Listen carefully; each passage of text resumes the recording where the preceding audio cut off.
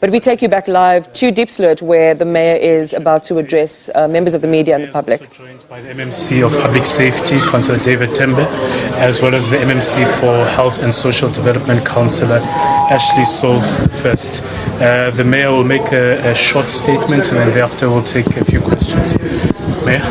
Thank you. Thank you so much. Yes, indeed, we heard that Diepsloot was burning a few days ago. I requested MMC Tembe to come through, so he has been on the ground. It's not the first time that the city is coming. He was here.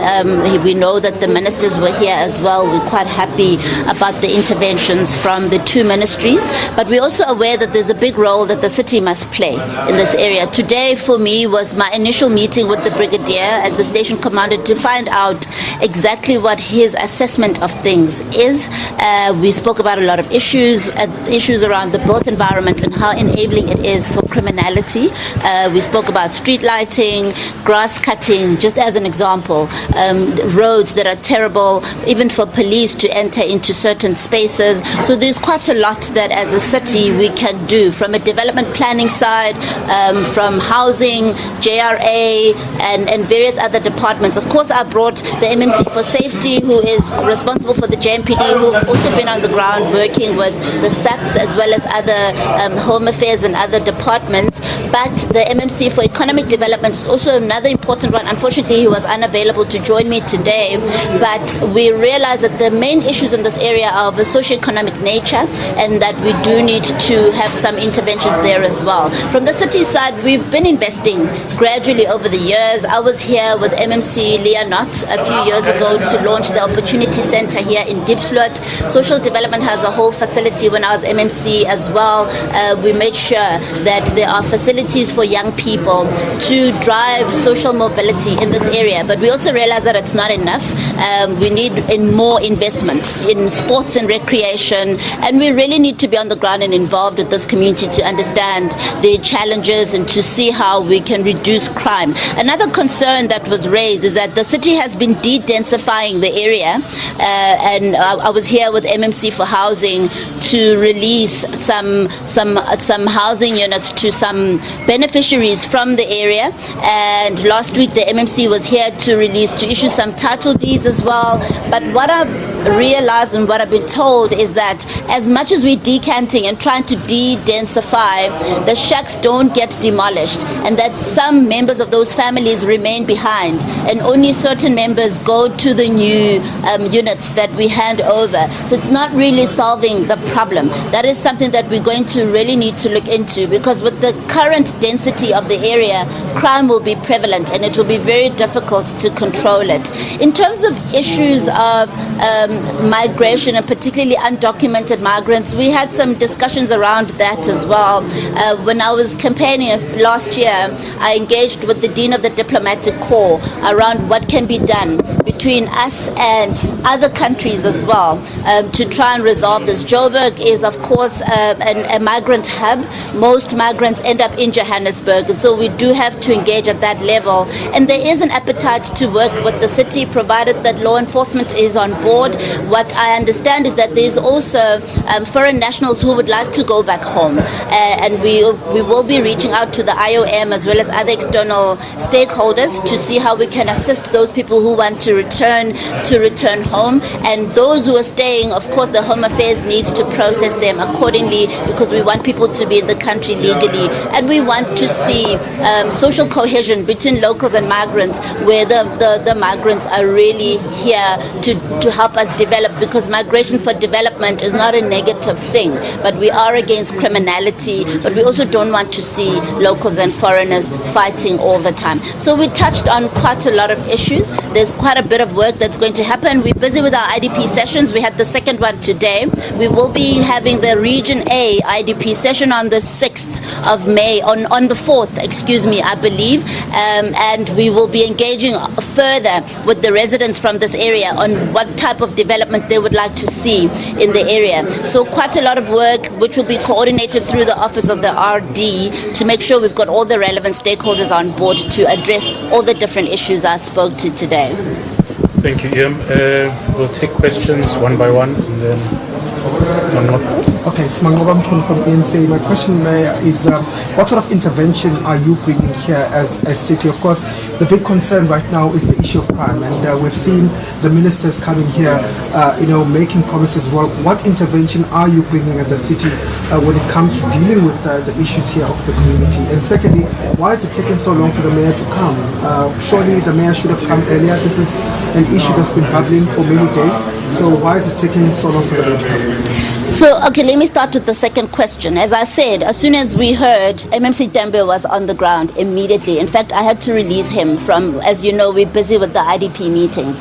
Our IDP meetings happen once a year, where we go into communities. The plan is already out. We cannot change the plan. So, an MMC is a delegate of the mayor. If I deploy an MMC into an area, by virtue of that deployment, I'm there. But I also wanted to be here as a follow-up, as much as I got feedback from the MMC. In terms of interventions, when you tackle crime, you deal with crime, but you also deal with the causes of crime. It's no use deploying police into an area if there's socioeconomic issues that you're not addressing or structural issues. And that's why I spoke about issues of housing, the need to de-densify the area. We've been very busy. I don't know if you're aware of Riverside. It's part of Diepsloot, actually. We're decanting people from Diepsloot into that area. Been very busy there with the MMC for housing. We're busy with rental stock, Joshko rental stock. We've been issuing title deeds as well. But as I said, I've just discovered that as much as we think we're decanting, some people are remaining in those houses. So that's something that needs to be tackled. So that's homework for us as the city to make sure when we move you into a housing unit, we need to demolish the shack that we're moving you out of. That is the only way we're going to de-densify the area. We need to look at the built environment, make sure that roads are surfaced and that police can do their work properly. If a police vehicle cannot make a U-turn at a place, it's dangerous and it's not enabling for crime prevention and crime fighting. So as the city, we need to listen to the police and listen to how we can support them to do their work. There's issues of street lighting that have been brought up. We need to make sure there's Apollos in the area. This is largely an Eskom supply area. The RD assures me the relationship with Eskom is quite good, but we need to go back and say, what can we do about the street lights together with city power? Grass cutting is a function as well of the city. We are centralizing grass cutting as the city within city parks and zoo. We need to prioritize this area for grass cutting. Those small investments will do a lot in reducing crime in the area, over and above the fact that the JMPD is also on the ground. MMC Tembe has also deployed and joined with the SABC. What we've been doing in the current multi-party administration is that we're working in a more integrated fashion with the SABC, because we realize the SABC is not enough on their own, JMPD is not enough on their own. Yesterday we were busy with the theft and vandalism of infrastructure as an example, and SABC is already on board. We're going to be meeting in a few days to strategize together on how we're going to deal with that. Just for your benefit, are these the regional directors, the representative of the city in various regions across the city? Thanks, Mabino. All right, I'm Patricia Fasahi from the SABC. The families, the South African families who have lost their loved ones, whose loved ones were murdered in the past weeks and so, is your office planning to perhaps give them any sort of support, relief, in particular if we think about how difficult it is? I mean, we had a funeral of a young man who was, of course, laid to rest today. Are you planning to reach out to those families to see how you can support them? Well, the reason I've got the MMC for Social Development here as well is because of precisely that there would have been other needs outside of just what we see on television, and through an assessment through the RD's office, we'll get to see what exactly the city needs to do. So whatever social interventions are required, those will be provided by the city. But of course, there's also the migration issue. The Joburg Migration Advisory Panel has reached out to my office as well. They would like to help drive some interventions in the area to foster social cohesion and peace and kind of mediate. And we will be doing that. The MMC will be driving those kinds of interventions in the area. But yes, definitely those families will also be reached out, and we'll see how we can assist as the city. What's your immediate plan? Of course, many of the interventions that you have mentioned could be long-term, could take weeks, months before we actually see them come into action. What is your immediate priority to make sure that this community is given what they're calling for? Well, immediately we've deployed the JMPD to be part of the broader crime prevention and crime fighting strategy. That has already happened. MMC Tembe is already on the ground. We are busy now with the planning cycle. I'm from an IDP meeting in Soweto today, so that is immediate again. That's why I asked, when are we coming to this area? Because a lot of the issues that were mentioned need to be factored into that IDP. So we will be finalizing our plans in May, and then we will be able to secure the budget to start rolling out some of those plans. Things like grass cutting, street lighting are really low-hanging fruits. So those can be done fairly quickly. The longer term issues are more issues of housing and so forth. But as you know, we do have a presence in the area with the housing department, and that work will continue. But as I said, as we de-densify, we have to demolish the shacks so that we really decant the area. Thank you very much, colleagues. One last one. Dr Mpho Phalatse from Amnesty International. You talk about grass cutting, you talk about a lot of things in terms of investment for the community. But some of the things that are driving what we have seen here in terms of violence in the past few days, it's socio-economic issues. What is the plan from the city in terms of improving the living conditions in Diepsloot? Okay, so I've already said that we've invested in an opportunity center in the area. There is a social development, skills development center. There's various private sector partners in that space giving opportunities to young people.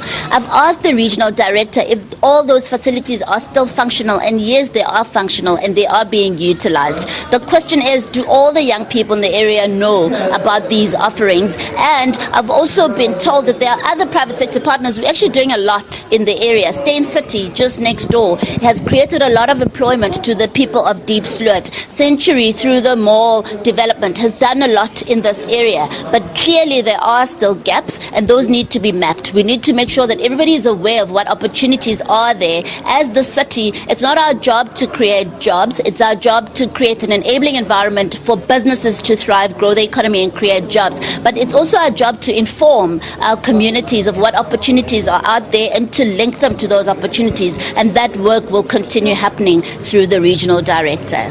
Do you think previous governments have failed the people of Diepsloot? Well, I don't like to dwell on the past. We are here now. I'm the executive mayor now. I will take responsibility, and I will make sure that the people of Diepsloot are taken care of. Thank you. And one last Just question. finally, Mayor, yesterday you went about to some of the substations that have been vandalized. What were your findings there? How bad is the situation? And do you think that there is any intervention? I know you've written also to the president as well as other national structures. What sort of response have you gotten so far? Well, I've not had any formal response yet, but there have been engagements both with the presidency and with the SABC. In fact, the brigadier has just informed me that they are aware and that there is a planned meeting with my office in a few days to look at a concerted effort to start fighting this crime. Yesterday, I was quite shocked and concerned because the problem is a lot bigger than what I realized. It is huge. This is definitely a criminal syndicate, very organized, very well resourced, and if we don't nip this in the bud soon, it's really going to plunge the city into an economic crisis, and we can't allow that to happen. So yes, a lot will be happening in the next few days to also turn that situation around. And you said it's sabotage? Definitely, it does look like sabotage, but this is definitely a criminal syndicate that also wants to make money. I mean, we were looking at even aluminium cables. When we started to move away from copper to aluminium, we thought that we actually taking away the need to vandalize. But in fact, what we realized is that around the aluminium cables is a copper casing. So they also want that casing. There's so much that we need to do. As you know, we'll be hosting the Energy Indaba on the 4th and the 5th of May. And at the Indaba, we're hoping that innovators will come up with innovative ways of providing electricity without necessarily creating a market for these criminal syndicates to plunge our communities into darkness. Thank you very much, colleagues. We appreciate your time and taking the messages of Johannesburg into your residents' homes. Thank you.